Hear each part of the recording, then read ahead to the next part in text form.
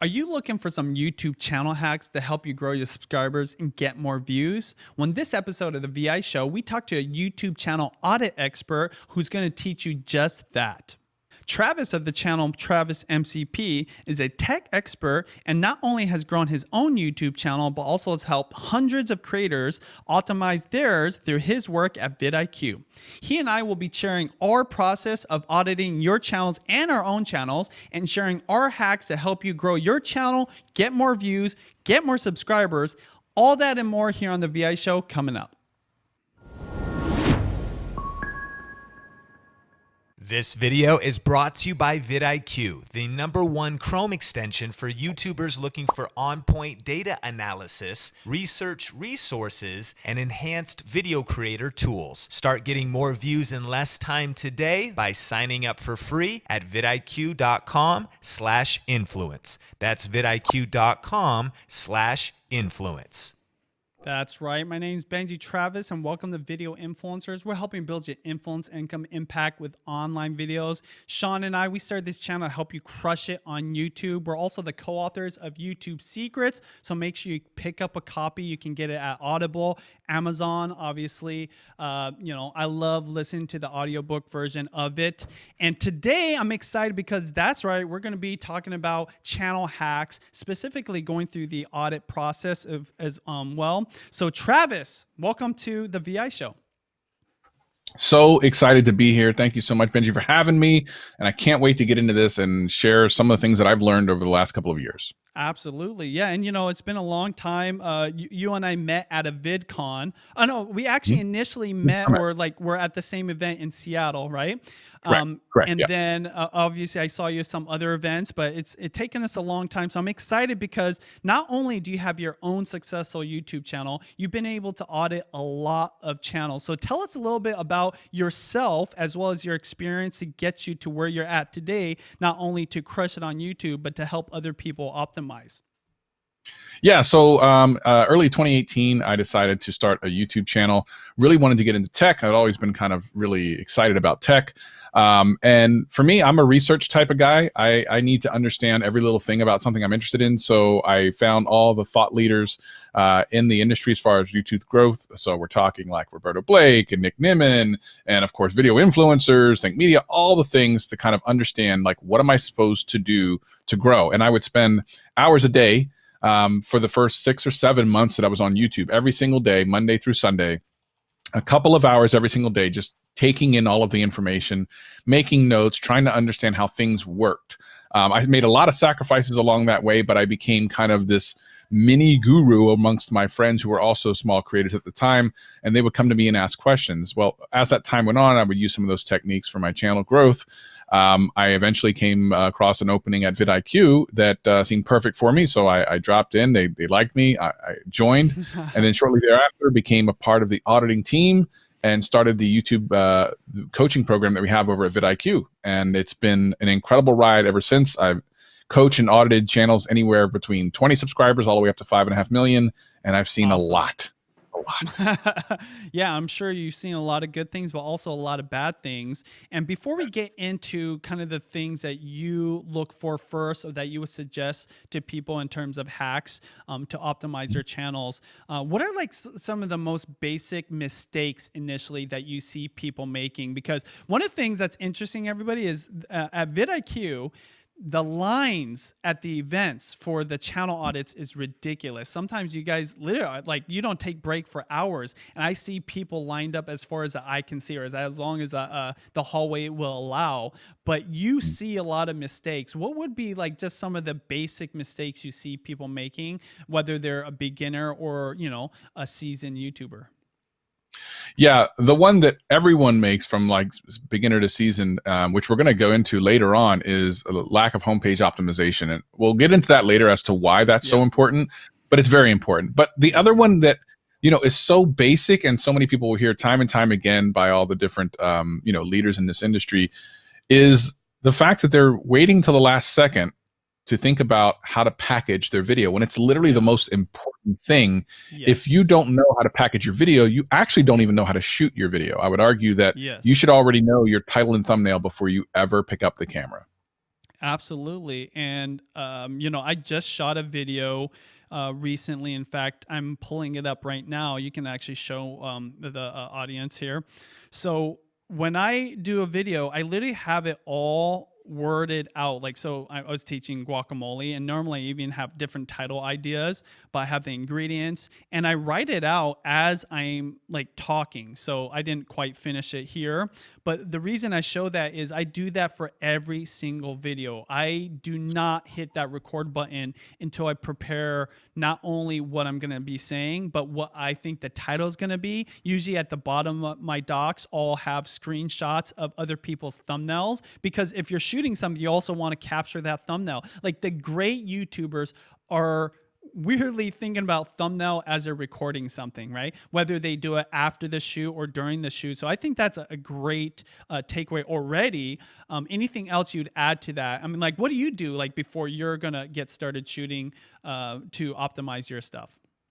Yeah, I'll definitely go into this a little bit more as we get into audits, but I like to already understand what my thumbnail is going to look like and what my title is going to look like. And the reason behind that is it's much easier to wrap a video around an idea, which is the title and thumbnail, than it is to try to shoehorn in a thumbnail and title around a video. Yeah. And, you know, expectations are huge. If someone clicks on a video, starts to watch, and it doesn't match the expectation that they had, they're going to leave, and YouTube's not going to like that. That's why thumbnails and titling is like, literally, I will spend an hour with someone in an audit or you know, coaching, and that's all we'll talk about, because it's literally everything. People sometimes look for different metadata hacks and these little things. If I put this tag here, will that make a difference? No. At the end of the day, YouTube is about humans. We're going to talk a lot about human psychology and why that's the most important thing. And a lot of these other little things, these little tweaks here and there, don't matter nearly as much as getting that click. Absolutely. And we're going to get into all those points here in a second. But I first want to say we're going to be doing some channel audits near the end of the video, so make sure you stay tuned for that. And of course, we do have Q&A. If you're watching the replay, the Q&A is available to anybody that's part of the exclusive VI members only club. So make sure you hit that join button to get those replays. But if you're watching right now live, we're going to be doing all that in Q&A here at the end. But let's go right into the points. So the things to look out for when you're auditing a channel, what are the hacks? What are the tips? The first one you have is homepage optimization. Tell us what this means and break it down for the audience that's watching, Travis. Yeah, I'm going to share my screen in a second, but I want to real quick talk about why this is so important. So 70% of all views on YouTube come through the recommendation engine. That means the home screen and the up next. Now, that's important to understand because you want to know how to get in front of that larger crowd. Search is nice. SEO is nice, especially when you're a smaller creator. But ultimately, the most amount of views that happen on recommendation. And the way you get there is with more like binge sessions. Also, be clear, think about this as a viewer, and I want you to change your mindset from a creator to a viewer. How many videos does it typically take you before you subscribe to a channel? It's rarely one. Rarely is it ever the first video you watch, you're subscribing to a channel. I mean, Benji, what do you do? Like, how long does it take before you subscribe? Oh, man. Well, I'll tell you, to be frank, sometimes I'll watch tens, like hundreds of videos, and I might not ever even subscribe until I maybe get convinced to, like, there's a call to action to it, or I really want to support them. Because what I know is, you know, maybe this is not good of me, but I rely on the algorithm to feed me the videos I want, especially from the creators that I'm watching. And I know personally, the more I watch of that channel, the more it's going to go to me. So it usually isn't the first video, but it's, you know, at least 5 to 10 for me. 100%. And that's what we found over at vidIQ. It's no less than that. Unless you have some type of viral hit which just hits people in the field and they love that. That's great. But rarely is that the case. So what you need to do is you need to optimize your entire channel to get people to watch more content. And there's several ways of doing this. I'm going to real quick share my screen and hope for the best. Here we go. So my good friend Liron over at vidIQ is also a tech creator. And we're going to look at we're going to break down this homepage and understand why this is so well put together. So number one, you might hear a lot of people talk about value proposition. What does that mean? That means if someone comes to your channel, what are the expectations they are getting from watching the content on your channel? In other words, if I subscribe to your cooking channel, am I always going to get savory foods? Am I going to get sweet foods? Am I going to get pastry? Like, what am I going to get? Here, a tech channel could mean a lot of different things, but he's making it very simple for you, that he's making tech simple: phones, Wi-Fi, and gadgets. And it makes it super simple. And as a matter of fact, this is his elevator pitch. If you're not familiar with that term, it's basically, can you pitch your value in the time it takes you to go up in an elevator or down in an elevator? Like, can you get it in 5 seconds? Can someone go to your banner and within 5 seconds know exactly what they're going to get? If the answer is no, I highly recommend that that's the first thing you do today. Yeah. Literally today. Such a simple thing can make such a huge difference, because if you're able to hook people, at least their curiosity here, the rest of what I'm going to tell you is just a slam dunk. So that's the first thing. Banner being super, super important, letting people know in 5 seconds what is your value. Now, if you hook people's interest, you're like, oh, that's cool, I actually have that phone.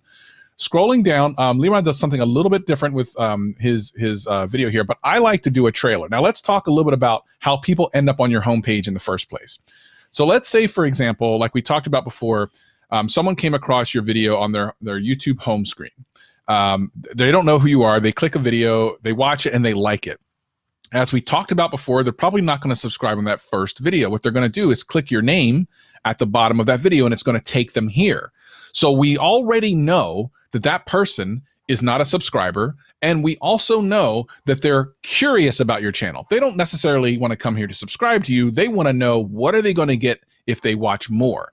So with that knowledge, you actually can configure this page in a way that helps make that answer, gives them that answer by driving them in a certain direction. So number one, when you're configuring this page, there's an option to do it for returning subscribers or for people that are new to your channel. And I'm only going to talk about people that are new to your channel, because returning subscribers are already subscribed. They're a little bit less important in this particular instance. So what I like to do is I like to have a trailer right up top that's only about 45 seconds. Now, again, Leron's doing something different here, but for people, especially who are trying to grow, trust me on this, I'll tell you a little playlist that's going to blow your mind here in a minute, that makes this all worthwhile. So you get a 45-second trailer, and why 45 seconds? Because people aren't going to watch this video for much longer than that. They don't really know who you are.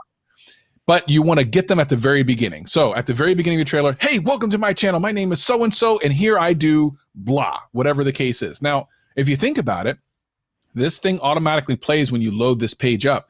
And by you basically welcoming them immediately, they have to watch it. Oh, they knew I'm new to the channel. Oh, let me watch this for the next couple of seconds. Yeah. And while you're talking through that, you can show B-roll of some of your best stuff, where here I show you how to make tech simple. I show you how to make your Wi-Fi faster. I show you how to, get the best smartphones, and you can show B-roll from different videos. So people are interested, engaged, and go, oh, okay, that's the type of things I'm going to get from this channel. And then the trick, the thing that's the hook, this is what makes a huge difference. And I'll give you like an example of how I've done this on larger channels. At the very end of the video, you tell them what to do, because currently they don't know what they're going to do next. You tell them to go to the playlist that's going to be right below it, called, and let me show you where he puts his at the bottom, First Time Here. Now, what is that? A first time here playlist is for people who've never been to your channel before. Now, again, for most channels, I would put it directly underneath the trailer. But why? When someone comes to this channel and it is their first time, you literally have welcomed them. You've then told them where to go next. And believe it or not, people are really actually going to go there. Now, what you put in the playlist, I'll get to in a minute, but let me tell you a story real quick. I've done this on 2 very large channels. I know it works for smaller channels for 100% sure, but I wanted to test a theory. One on a 2.5 million subscriber channel and another one on, I think it's 800,000 subscriber channel. We did this exact thing.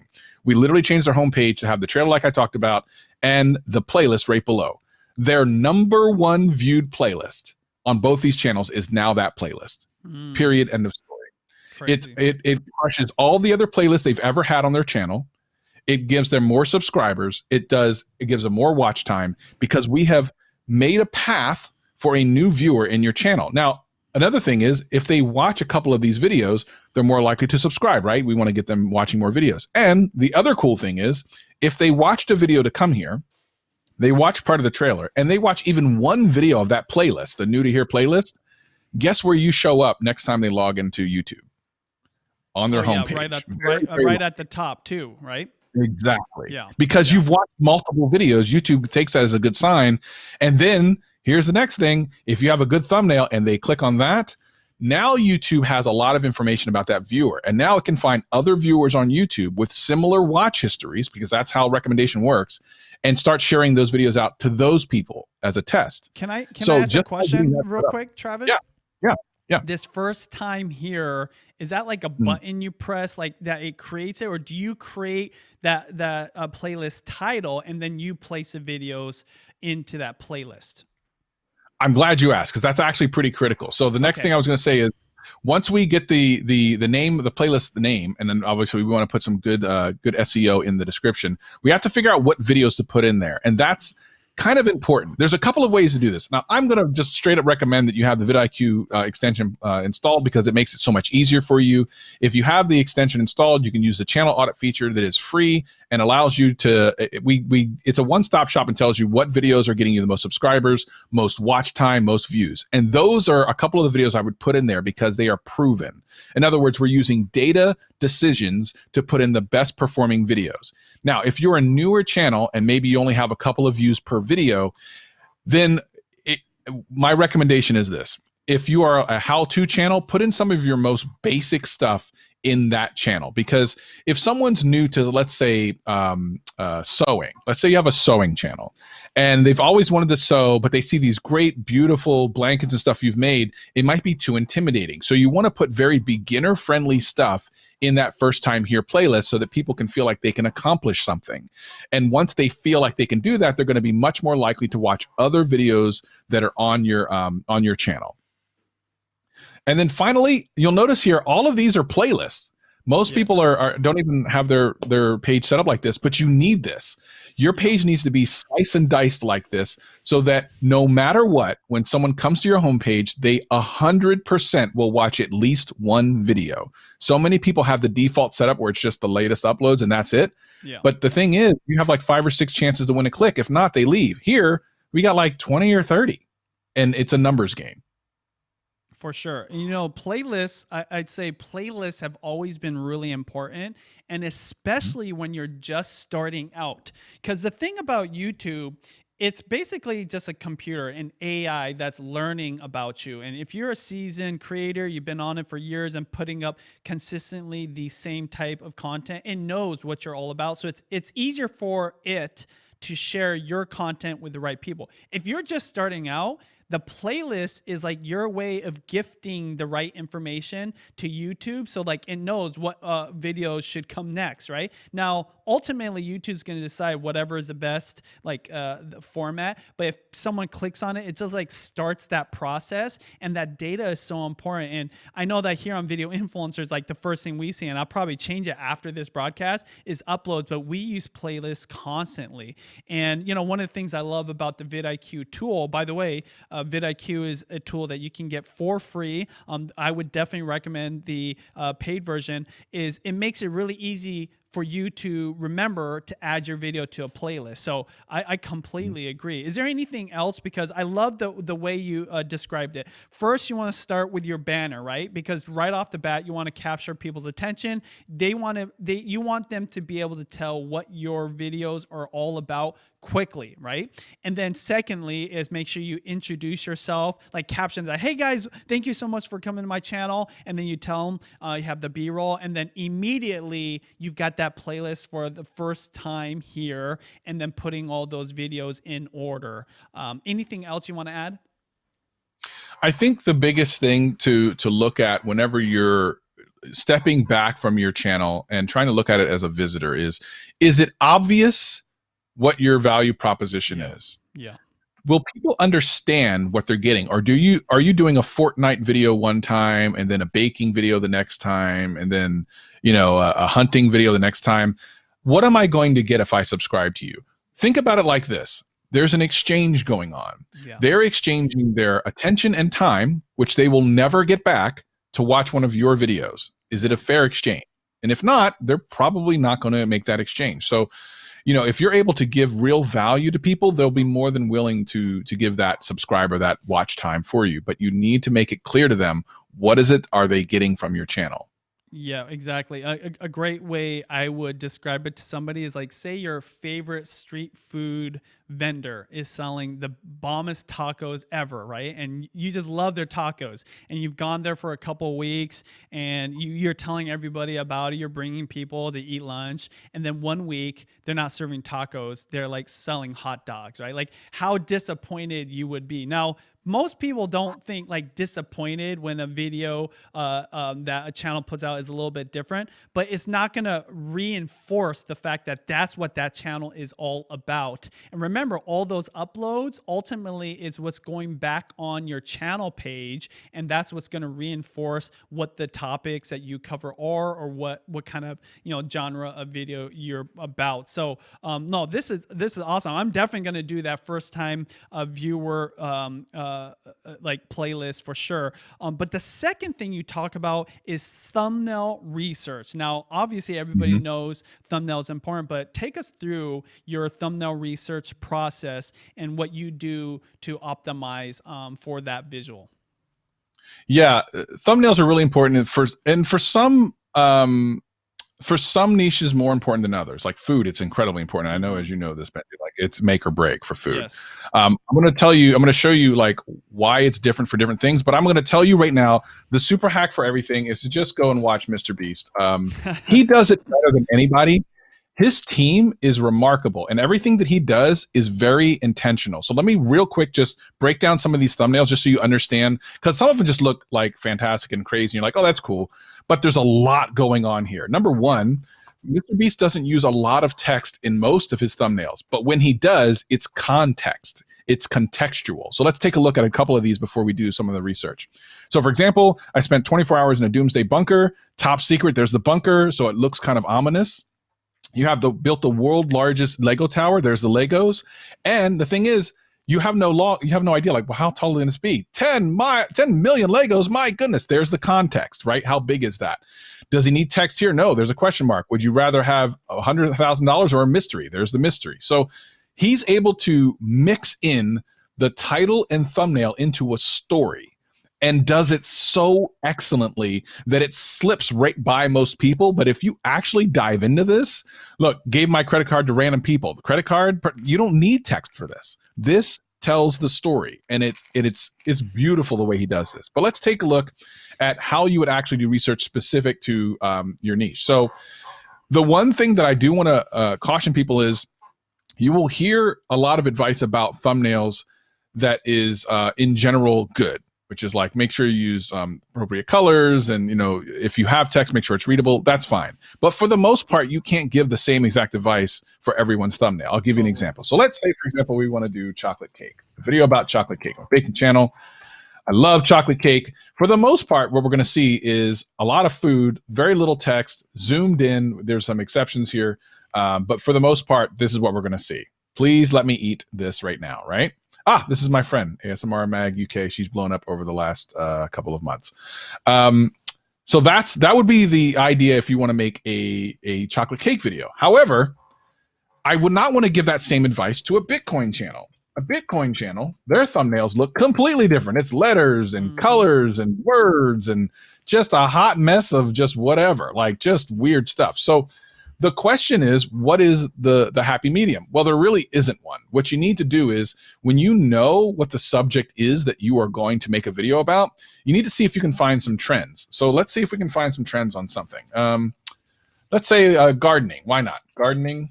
Yeah, I like gardening. Gardening for beginners. Of course. There we go. Anyone want to start a gardening channel today? All right.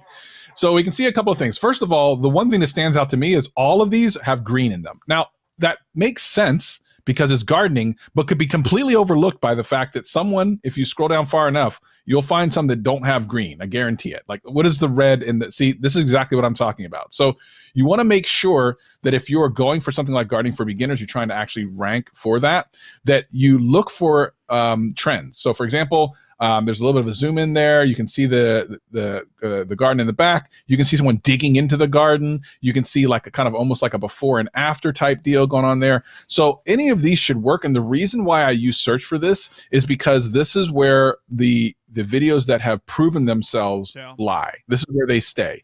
YouTube is ranking them in search because they get good click-through rates and good viewer retention. And that's what you want.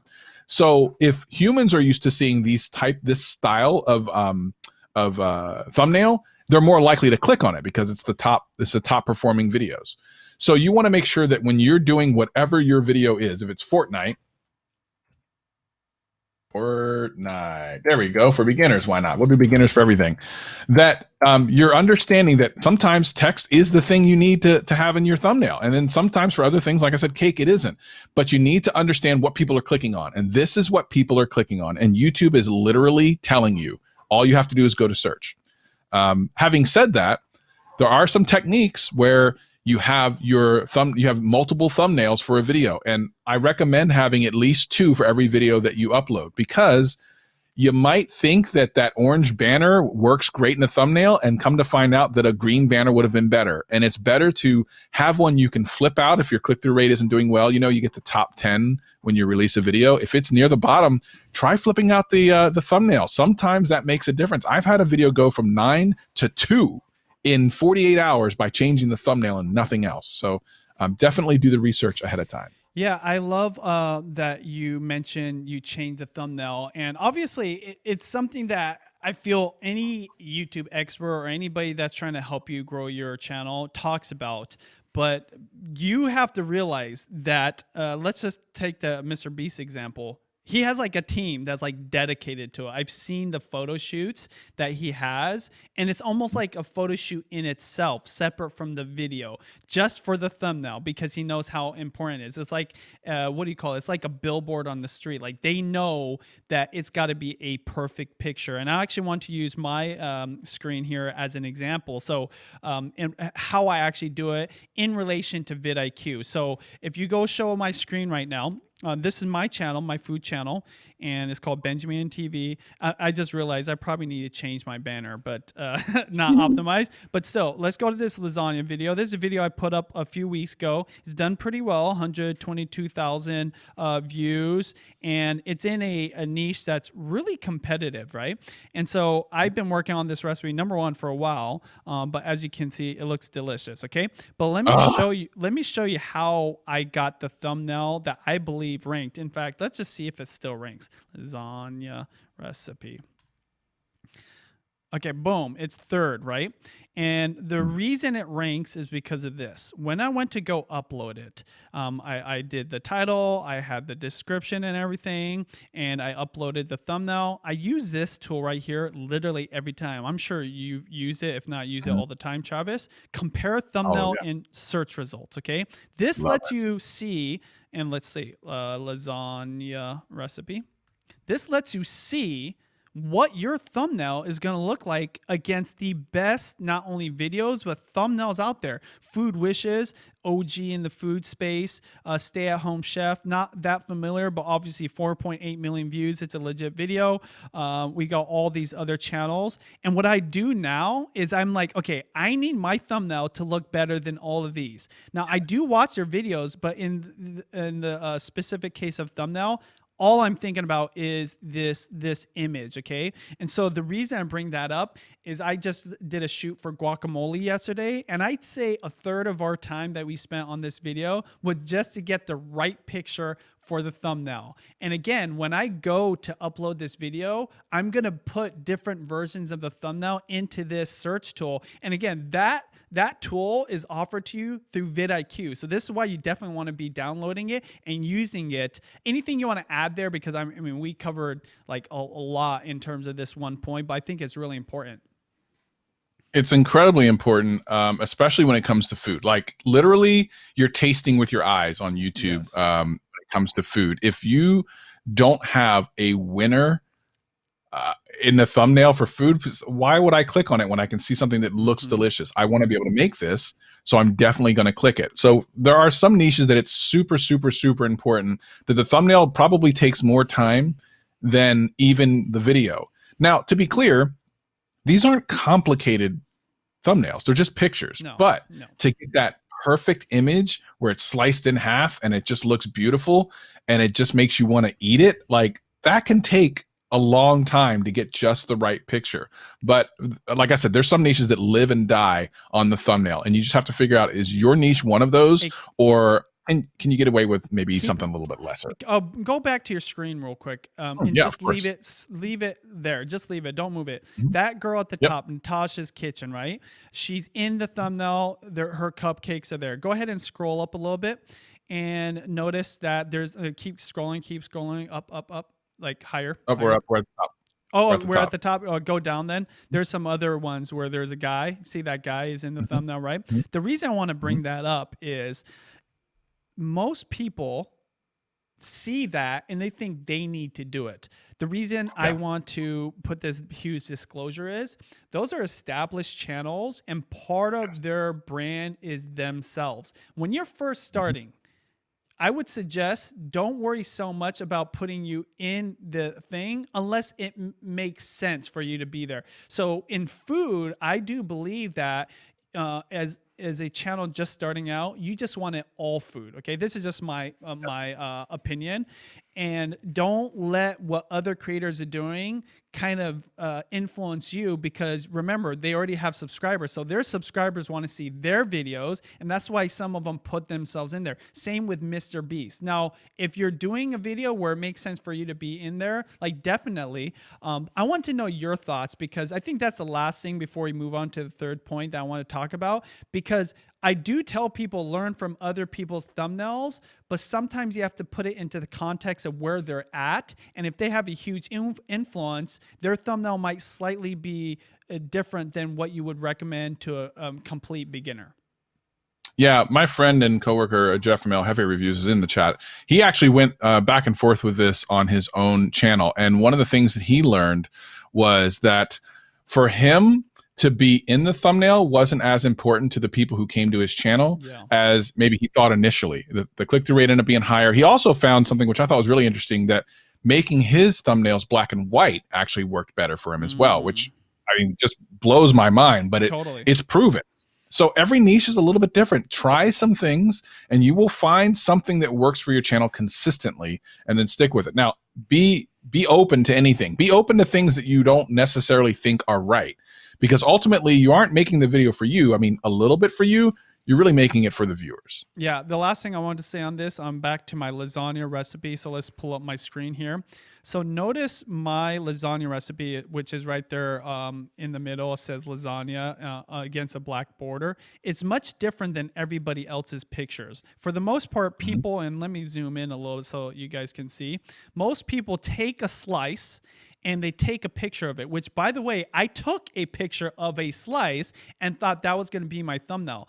My editor, Chris, he was the one that actually suggested this one. And the reason I thought it would be a good idea is not only did I use that tool and I saw that it looked different, I was thinking, okay, one of the best moments when you cook a lasagna is when you pull it out of the oven and you see it like still bubbling. And I thought nobody has a thumbnail like that. So I took a chance on it thinking that might get people kind of hungry. And so that's why I went that direction. So you have, it's kind of case by case. It's not all the rules aren't always going to be universally the same for everybody. Like you mentioned, Travis, sometimes it works better black and white or face, no face. You really have, and this is why consistency and practice is key, because you're going to learn over time, not only what works generally speaking, but what works for your audience. So anything else you want to add? And then we can move on to tip number 3. Yeah, I just think the largest thing is to just be open to everything. Try a bunch of stuff, and then you take notes. See which one's getting the best click-through rate, the best kind of retention. Believe it or not, like some thumbnails can help retention because they set an expectation. So really, just pay attention to that stuff and see what you come up with, and stick to it. There you go. All right. So the next tip that we have from you is title structure. Now, I've never heard it said this way, but what do you exactly mean by title structure, and why is this so important to consider when optimizing a channel? So for me, the way I title my videos is the most critical thing. It's the thing I most think about. personally because I'm going after browse and suggested traffic more so than anything that's SEO. So if you are looking to go after search, you pretty much just use the tools like vidIQ and you kind of look for the most search traffic for those words. But if you're looking for almost anything else, you need to learn how to trigger your core audience. You need to create things like knowledge gaps. You need to have people intrigued. Those sort of things are really important. And how you put them in the title, the way I do it is counter to what some people do it. Well, we'll tell you to do it, but I'll tell you why mine makes more sense. And that is I put the human hook at the beginning. And the reason for that is YouTube can read the entire title, even if it's truncated. A human cannot. Yeah. A human only sees the first part before it's truncated, those little 3 dots you see there when the title's too long. So you want to hook the human, and the rest can be your SEO, and YouTube will take care of that. So if you do it the other way around, like a review of the latest frying pan, the thing you wish you could have known about this, and you put that at the end and it's cut off, then you've missed an opportunity to intrigue someone when you could flip it around, get the same SEO kind of to it, but now hook your viewer. Because again, it's the viewer that's watching it. It's not YouTube, it's the viewer. Yeah, no, I get it. And so one thing I mentioned, I think just last week or a couple weeks ago, is utility versus psychology, right? The utility side is like what you would assume is the most obvious title. So lasagna recipe, right? But then the psychology goes, you won't believe how easy this lasagna recipe is, right? Like, again, like hooking them with something that's going to make them curious. I like what you mean by like, hey, put that utility part anywhere in your title because YouTube's going to know. And then, you know, based off of that. And that's another thing. This is why the thumbnail and title work together, because maybe the title doesn't even have any of those utility words or the exact terms, but that thumbnail is going to tell you, like, in my thumbnail is the word lasagna. So again, like that's an extension of the title. Another thing I want to add here too, in terms of YouTube's algorithm, I would purposely, when I was writing out my scripts, put in the words I want to rank for in my script. Yes. I would just say over and over, like almost to a point where like I was deleting some of the times I'm saying because I just said it way too much. But I know that initially, right? Obviously, ultimately, the video's value is what's going to make it rank. But initially, like having that term everywhere. And back in the day, I don't know, I'm sure you, I don't know like how long you've been on YouTube for, but like in 2008, 2009 with my wife's channel, we used to put all the tags into the description, right? Like we are trying to add everything. And then they got rid of that. They kind of dinged you for that. And then secondly, we would rewrite all those tags into like a actual proper paragraph in the description. Again, trying to get all that data out there. So I love that title structure, and still keeping in mind you want to trigger the algorithm, but really you want to trigger the human first. Yeah, 100%. Like at the end of the day, you're trying to get humans to watch, not an algorithm, right? Boom. So makes a difference.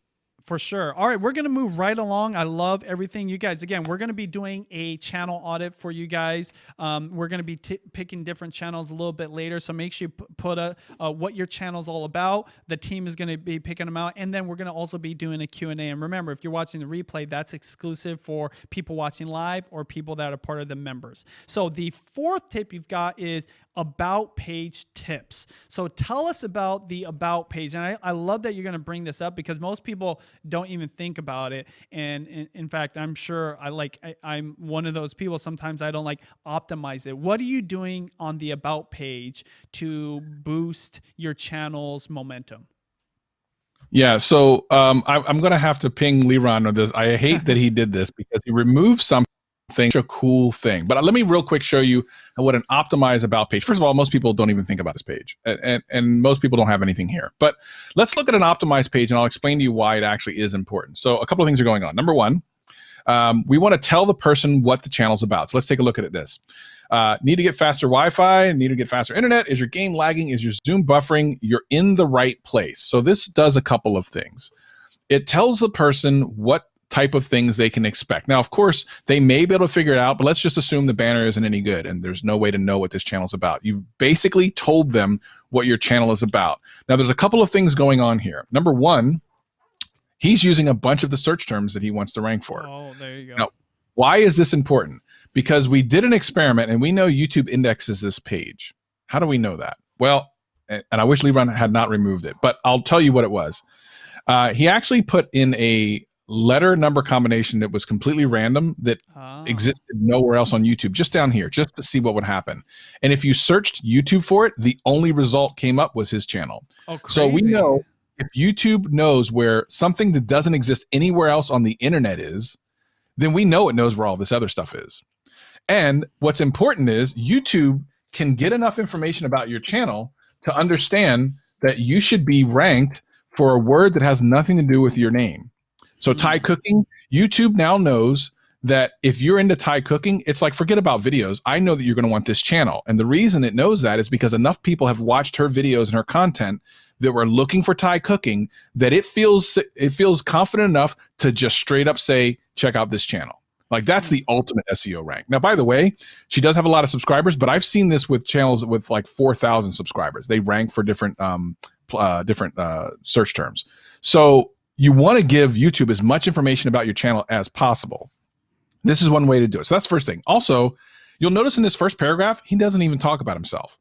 And that's important because people are coming here to find out what they are going to get, not who you are. They don't care who you are yet. What am I going to get?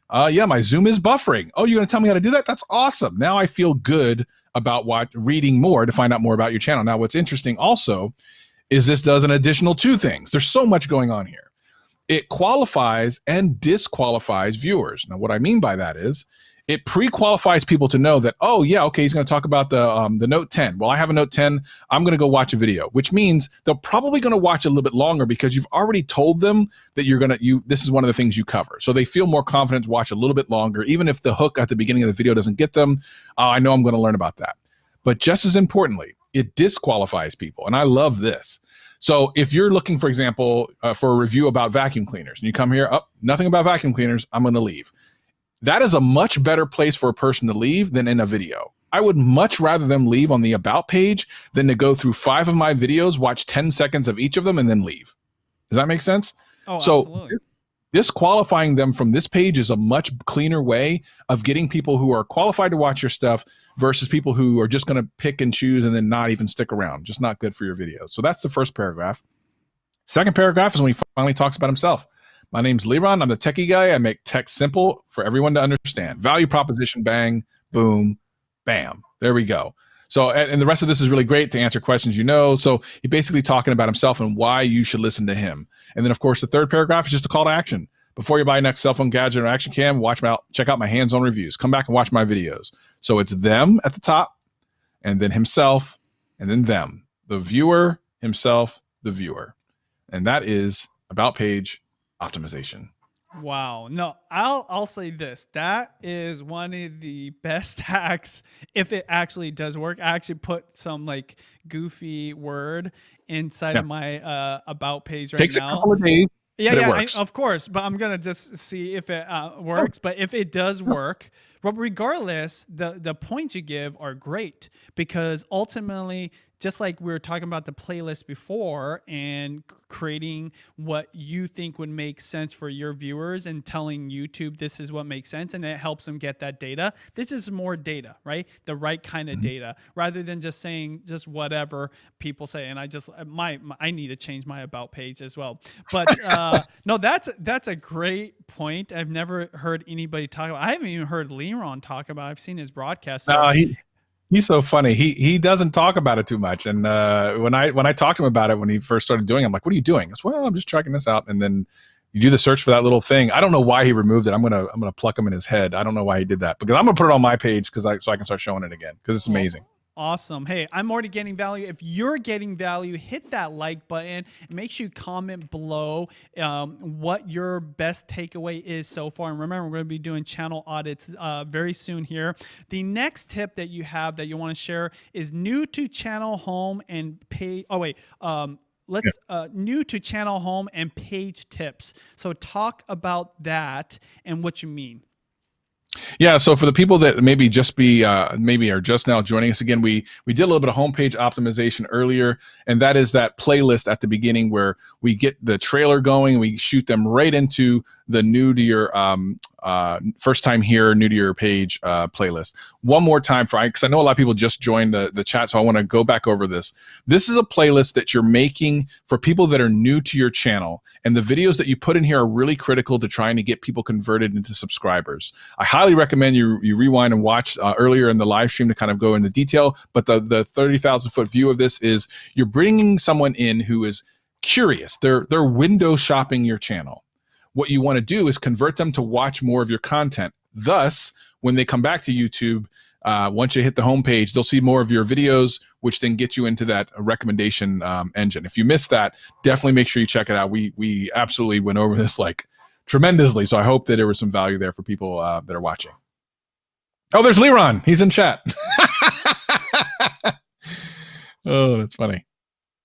Hey, what's up, Leron? Good to see you here. We're actually dissecting your channel right now. Obviously, you're optimized all around, but learning some new things that you didn't share with me. So I'm gonna have to be like, what's going on here? Like, what are you trying to keep some secrets here? But anyways, I'm getting so much value. I'm so excited to just get into some of these channel audits. So make sure you guys leave it. The one last thing I want to talk about, since we're talking about channel in general, one of the most underused portions of any part of someone's channel is the community tab. So if you guys don't know what that is, I actually brought up Think Media, Sean Cano, the co-founder of this channel, and they do such a great job. Obviously, he's crushing it on YouTube. Great thumbnails, great titles. I mean, like, he's a ranking master, if I could say that. But the community tab, okay, this little tab right here, you need to be using this all the time. And I think they're posting almost daily, if not very often. But this is your chance to get into people's home feeds, right? Or the suggested feed without doing really any work at all. You can promote earlier uploads, old uploads. You can just put a picture. As you can see, most of his is actual images. But this posting strategy is going to show up exactly where you guys go to when you're looking at YouTube on your phone. So when you pull up YouTube, it'll show up as if it was a video in there. I'm sure you guys have seen it. And I've seen a lot of news channels do this. Well, they'll actually promote like the hot topic of the day as an image and put the YouTube link in there. So this isn't really... I'd say actually it is a hack. And the reason I say it's a hack, for the least amount of work, if you've got an audience or people have watched some of your content, YouTube gives it a lot of love. So I mean, like, I have multiple channels, so I don't always get to it. But if I was starting one channel and I was only working on that one upload place, I would be uploading to the community tab daily. But make sure it's valuable. Make sure that you're not annoying people. Make sure it's relevant to what you're doing. What are your thoughts there, Travis? Because I was actually surprised that we didn't talk about it. I know that, like, obviously we could talk forever on all these different things, but it's probably one of the most underutilized tools that'll get you the maximum amount of return.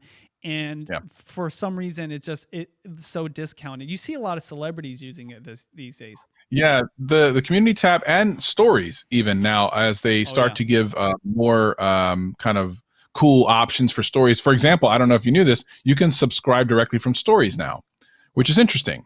Because if you know how the community tab and stories work, it actually gets sent out to people much like browse, which are people that are not just subscribed to you. So people maybe who have either interacted with your channel in the past, or people that are watching things similar enough to your channel that YouTube thinks that it's a good match. So using your community tab for polls and pictures are excellent. There's usually really good return on investment there as far as like engagement goes. And then stories, same thing. Do something kind of interesting if you have access to it.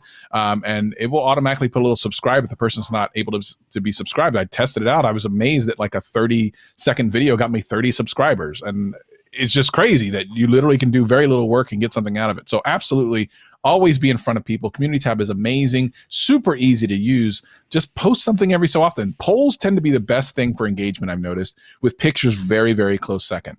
Oh, for sure. It's crazy how many people will actually vote. And so, what's interesting about polls, and this is across all platforms, including even places like Twitter, the reason I feel polls do so well is curiosity. People want to know what other people voted, and you won't know until you vote yourself. And it's easy. You can click, right? It's just as easy as liking video, which, by the way, you should be liking this video. And we're going to get into channel audits very quickly here, but let us know, what is your channel all about? Do you want to audit? Let us know. What were the takeaways for you? And also, we want to thank our sponsor, vidIQ. So we've already talked a lot about some of the optimizations we would recommend. And when we were talking about the thumbnail strategy, I was telling you how I compare my thumbnail images to other ranking videos. So make sure you go download vidIQ. You can go to vidiq.com/influence and get it today completely free. I would highly recommend the paid version. Sean and I, we've been using it literally every single day, right? Like, it's on there. In fact, I can't even look at YouTube without it because I like seeing all the data and information it gives me of other YouTube channels. And we've been doing that way before we work with them. So it definitely worked. And full disclosure, Travis is from the vidIQ team, but that's not why I want him on. He's crushing it. Obviously, he's audited a lot of channels. So I'm excited to finally get into the first channel audit. And I wish there's a way I could send it to you, but let's go ahead and go to the first channel, which is Chef's Backyard. Okay, so Chef's Backyard here was one of the early ones. I think maybe you either gave a super chat or you were one of the early ones. And as you can see, you've got 37,000 subscribers. Good on you. Chef's Backyard, learn to cook, learn to grow food. Really, basic, straightforward banner. I like that. I mean, it's hard to see, but you can tell there's like some fruits in the background. And then let's go to your actual videos here. Obviously, you're a seasoned creator, and you've got a good mix of some images or just food. Some have the text, right? But what would be some of your initial thoughts here? I don't know if you've got it pulled up on your end. You can just tell me where to scroll. Yeah, I can see it. So I would say, number one, as we talked about, the homepage definitely needs some work. We definitely want to get that watch time trap we talked about earlier, where we get people in. You have a really welcoming message with your trailer that points them to a playlist. Because again, right now, if someone were to come here, you have 6 chances to get their click. And right now, if they're not interested in any of these, they're probably going to leave. They may not even click the video tab. They might just leave.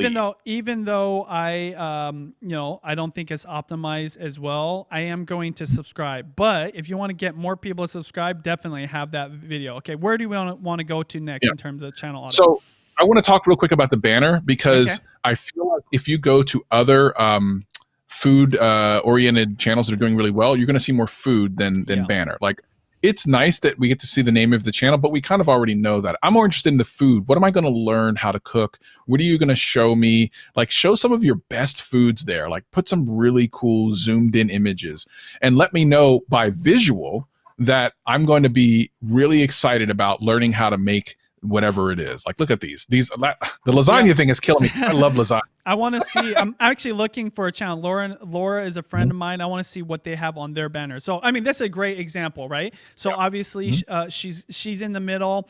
She's got the pasta to the right. She's got the cutting board. I think they sell that cutting board on their site. But this is an example, would you say, of a good banner that's straightforward, and they don't even need reinforcing words because everybody knows what that is to the right. Everybody knows what that is to the left. And she's standing in the kitchen. So the theme is all around solid. Yeah, it gives you everything: the person, the product, like, and even like a little bit of merch, which I kind of dig. I think that's kind of cool. Yeah, for sure. Just really, it's just another level. So you definitely want to make sure you take that to the next level. Let's go. I gotta find his channel. Okay, here we go. So going back, anything additional? We'll hang on this for another minute or two. Yeah. So the thumbnails, real quick. Definitely want to take a look at some thumbnails for different types of food. So, for example, teriyaki chicken instant pot. Just do a search for that on YouTube, and you're going to find that they're going to look a lot different than that image. I know that for a fact because I have an instant pot, and I spend a lot of time looking for things in instant pot. So I think it's really important that your picture is in line. So as you can see, the six sisters, which are dominating Instant Pot stuff, but you can always see the food. Like you can see it. Yeah. I kind of want to eat it right now. Like I'm getting hungry all of a sudden. There And with the lettering over top of it, it's kind of hard to see. And the last thing for food channels is bump up the saturation in your food. The ultimate beer batter rings is very dull. If you bumped up the saturation on that, it would look pretty amazing. Now, I will say one thing, because my wife, she is the pro of pros. She's been doing this. I mean, so she just hit 1 billion video views, uploaded like 4,000 videos. So she knows a thing or two about thumbnails. I am all with you about the saturation, right? But sometimes, like, and Chris is laughing over here, because I will saturate so much that my greens look nuclear. And in fact, I'm not kidding you. Last night, in bed, my wife's like, make sure you don't make your guacamole look like it got attacked by a atomic bomb. Right? So you have to tone down the saturation at a certain point. Don't oversaturate. I always go over because I really want to err on the side of too colorful than too dull. Because again, with food, it is very visual. So I completely agree. It's just interesting too, because if we bring it back to the screen neutrally, you know, like it is actually pretty bright and colorful, but yeah, the and by the way, sometimes I do it, and again, like I correct it, but the text over the food, it really does bug me, because the whole point of the video is a food. And what you want to do is put that in the dead space, right? Like in the places, and put limited text. So I'm always challenging myself. But these days, I'd say try to make thumbnails that don't even have the text in it if you can. In fact, I wish my guacamole recipe was up, because I would totally use that as an example, because I think we took some pretty awesome thumbnails. Okay, just one more thing. Is there anything you'd want to say? No, I think, I mean, obviously he's gained a bunch of subscribers, so continue to do what your fan base is telling you to do. But I bet you these tweaks are going to do a lot more for you than you might think. You might be surprised. Yeah. So we're going to look for another channel. Is there a channel that you would like to audit, or you saw in the comments? Just let me know. I can also go to the next one. Is there a channel that you got lined up?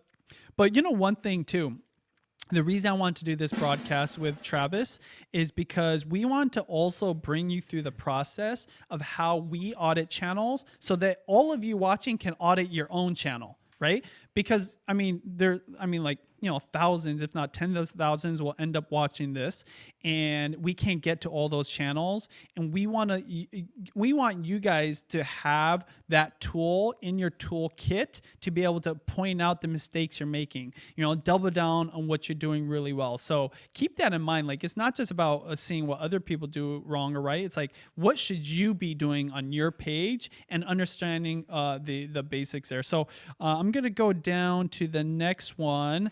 And here we go. So this is a good one. Let me see. I'm going to get it pulled up on here. Sorry, guys. The Swedish car guy. I got to make sure I get the right one. I need the right URL. They used to make it easy in chat where you could just go to the channel. I don't know why they make it so hard. Oh, you know what?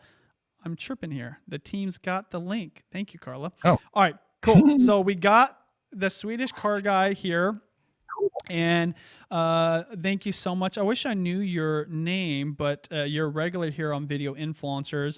Obviously, banner, you know, it's showing what you do. I mean, your name already tells what you do, and then we'll go to your videos real quickly. And obviously, I love the clean thumbnails. I mean, it's a car. One thing right off the bat, and this is something I tell even like my team who knows how to make thumbnails, I have to remind them, remember, you're editing these thumbnails on a computer screen, a desktop, a monitor, or even a laptop, and you think that text looks big enough. But once it goes to a small, like, look, I almost can't read some of that text. That's something to keep in mind. And that's why less text, better. Because somebody, even on their phone, they're not going to like try to scroll. In fact, there's no way, right, Travis, to zoom in on a thumbnail at all. So Right. if you don't make it legible from the size of your phone, it's Mhm. lost. Like there's almost Yeah. no point in putting it. I do feel like maybe the algorithm might catch it because the algorithm like scans all the images, Mhm. but less text, bigger text would be the thing I'd say. What are your thoughts? And tell me where in the screen you want me to click to. Usually, go Yeah, ahead. no.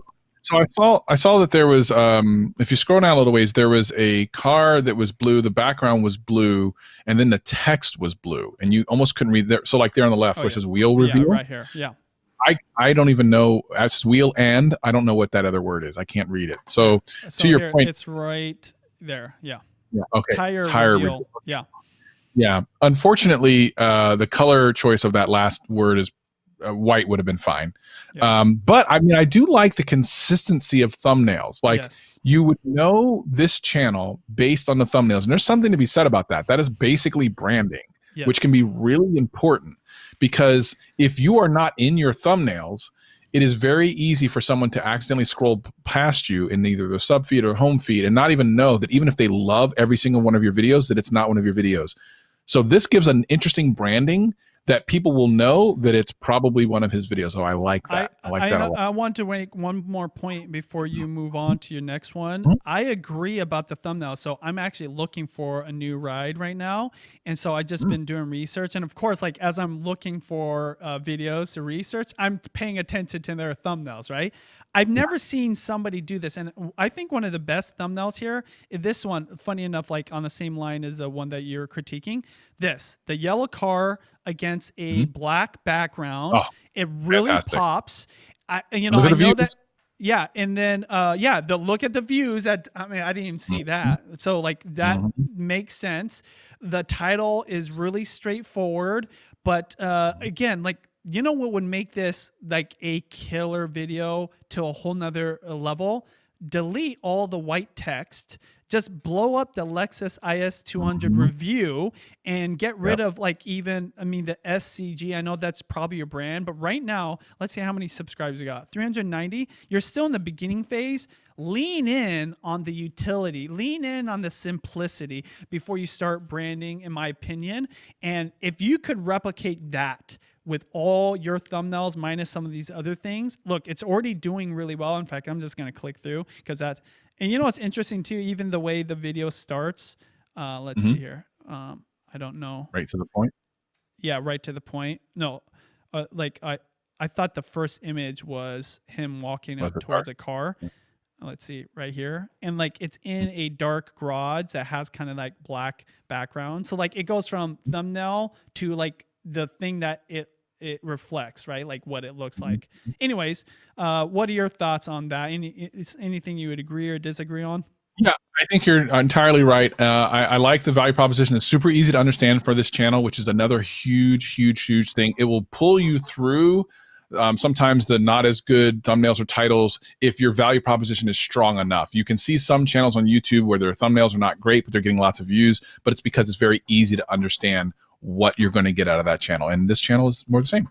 Yeah, and so let's, because you talked about playlists. Mm. Let me see here. So Is it yeah, the thing literally about these playlists, for I feel like they need to be more specific? specific. So it says car Yeah, reviews, too generic. Lexus, You need to tell me Lexus, Toyota, 100%, Ford. I mean, especially, I 100%. mean, like if I go to your videos, um, and team, can you let me know in the Slack what Swedish car guy's name is? But because you're such a good supporter, I hate calling you the Swedish car guy, unless that's what you like being called. But you have a ton of videos. Well, actually, maybe. Oh, Mhm. yeah, you do, right? I And that know playlist. you could have a more specific playlist. And by the way, maybe you don't have enough for a Lexus playlist, but you could do sports cars or luxury cars. You could do playlists. Again, like you could do so many playlists, even if there's only two in that playlist. It only Mm. takes two to make a playlist, you guys. I honestly, it only takes one, I think, to make a Yeah. playlist. But anything else you want to add there? No, I think this is there's a lot of potential to this channel. If just a For couple of sure. tweaks, I think it's going to take it to the next level. Adam, if you're watching, I hope you like that little dive because I'm telling you, you will probably see a tremendous a change in your momentum if you just do a few of those things, because you're already doing the most important thing, which is creating content, right? Putting up videos. And obviously you already have those hits. So one reason I'm glad that Travis pointed that out. Normally I would pay attention to that as well, but it's not always just views. Sometimes like what you're not doing is why you're not getting views. But that video is getting views. We saw that it was a good thumbnail. So if you double down on that strategy, improve your videos, whatever that might be. I didn't have time to watch it.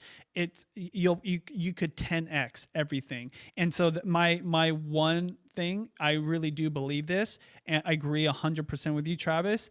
Your thumbnail strategy sets you apart from a lot of other car reviewers. Most car reviewers, it's just the car on the street, maybe somewhere vibey.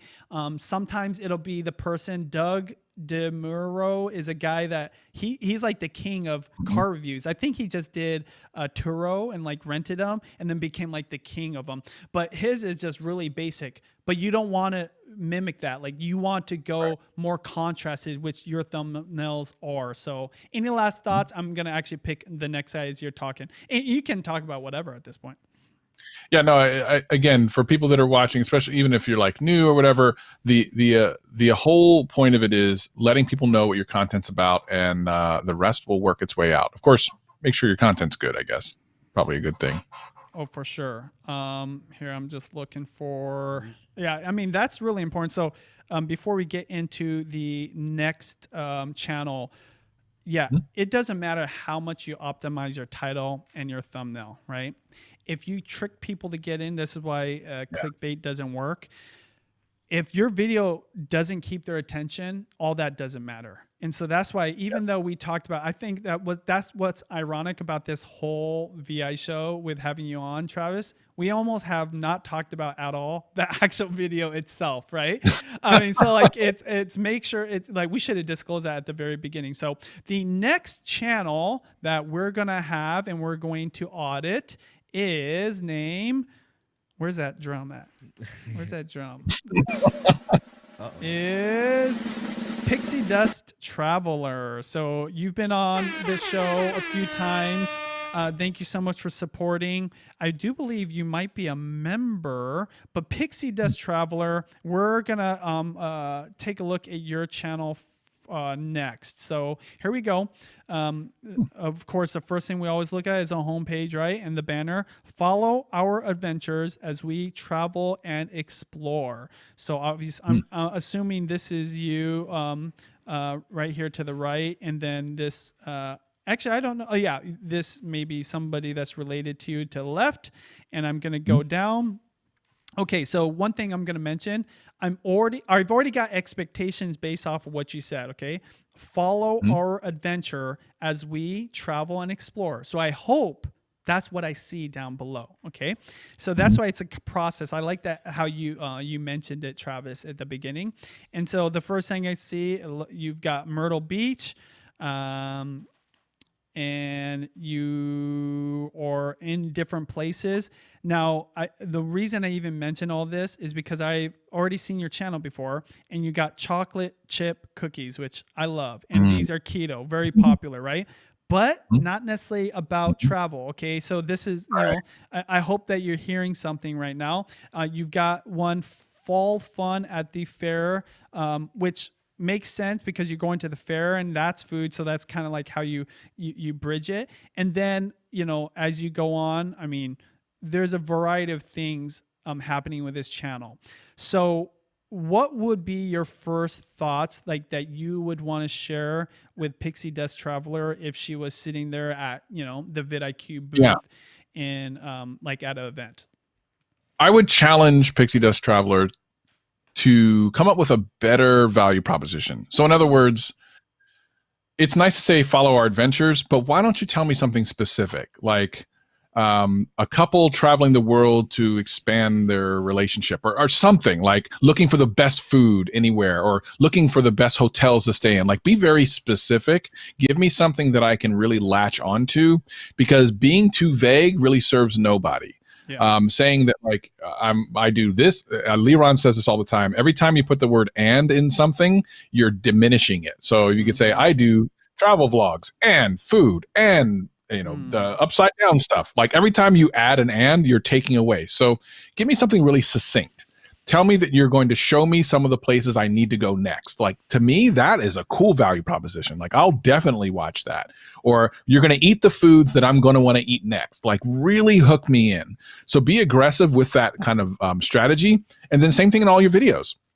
Myrtle Beach, the 3 places you've never seen when you've gone to Myrtle Beach. Like, even assume that people have been there, or if they've never been, the 2 things you have to see when you go to Myrtle Beach. Like, really be aggressive with your value and what it is you're trying to get people to like about the video. Now, of course, you have to, have that in the video. Don't just make something up.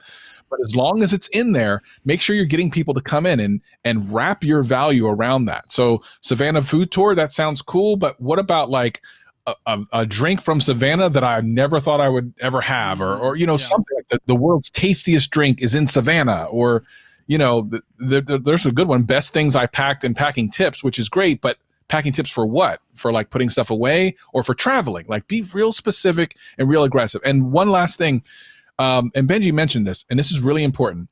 Whenever you make a video on your channel, make sure that it's something you'd be happy doing a lot more of, because what has happened many times with a lot of channels I've talked to is their niche will be one thing. They'll randomly do a video about something because it's trending. Oh, yeah. And then that video blows up. Yes. And that's the worst thing that could have ever happened to their channel. I've had so many creators I've talked to that one video blew up. They got a lot of subscribers from it, and none of their other videos get any views. And the only time they get views is doing that video that they did one time that they never wanted to do again. And it's not good. Yeah, and I just did most popular, and some of these videos showed up. But I think that that's definitely a great point. And one huge lesson that people can take away from, just looking at all these different channels is everybody wants to do it their own way based off of many different variables, whether it's you just have an instinct, or you've learned from experts or other channels that teach this stuff, or you're seeing what other people do. What I really love about the vidIQ team, and even just the way Sean and I have learned YouTube and try to teach it, is we're trying to give you the most basic universal principles that'll work for everybody. You have to figure out what the nuances that you need to apply onto your videos, onto your optimization, ultimately to your channel, that's going to work for you. But one of the basic principles for a beginner that's just starting out: focus, focus, focus. And I know you want to experiment with this and that. I'd say one big takeaway for you, Pixie Dust Traveler, is travel, I believe, is what you love, right? And nothing wrong doing the food, but make sure it's related to the travel. So you're mentioning the Savannah. Like, I would even give you the ideas like the 5 best drinks in Savannah, downtown Savannah, or something like that, right? Because, and I'm speaking from experience, both loving travel and loving food. Oftentimes I'll like hit up multiple places in a day. So one way you can optimize that day, because I'm all about also saving time. So if you're already going to eat and drink, might as well vlog it, might as well create content around it, but pick the one thing you're going to talk about. It's like the 3 best foods in downtown Savannah. And I would even maybe put the images, maybe blur the third one. So like, well, what's the third one or whatever, right? But very specific. And what your overarching niche is the travel, and the sub niche is food. The reason I'm hanging on this food topic, because it also looks like you love food too, right? So going back to your page real quick one more time, you can see some of your more higher performing videos. There's a cruise ship, there's a resort here, but when you go to your just general uploads, I see a lot of food pops up. There's this, the fruits in the cup. You're making keto cookies. You've got I think that funnel cake, which actually looks really good.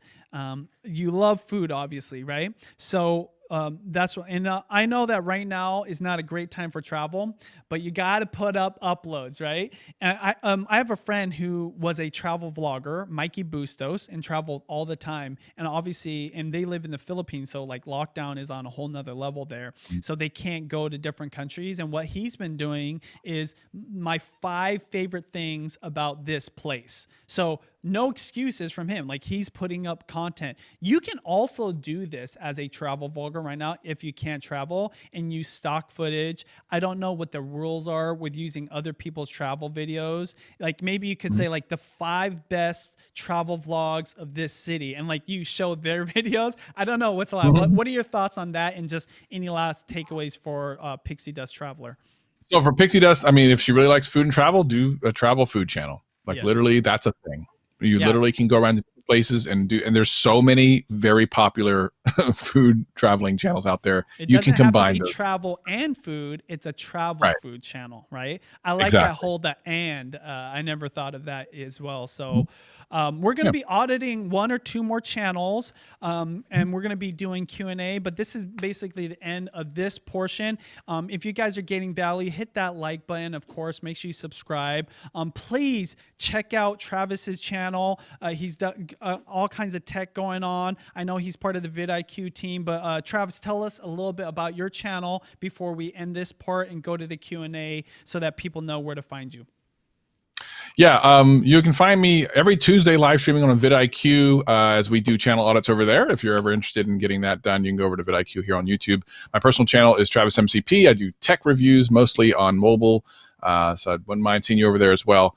But really just here to give value. I spend a lot of time trying to learn this stuff, so I don't mind sharing it. And I love the opportunity to come here and do that. Awesome. You guys go check it out. Remember, stay tuned. We're going to be doing Q&A here in a second and auditing 1 or 2 more channels. And if you guys want to see our full playlist on how to crush it on YouTube as a beginner, make sure you click or tap the screen right here. If you want to see all of our videos here on Video Influencers, where we're helping build your influence, income, impact, just click or tap the screen right here. I'll talk to you later.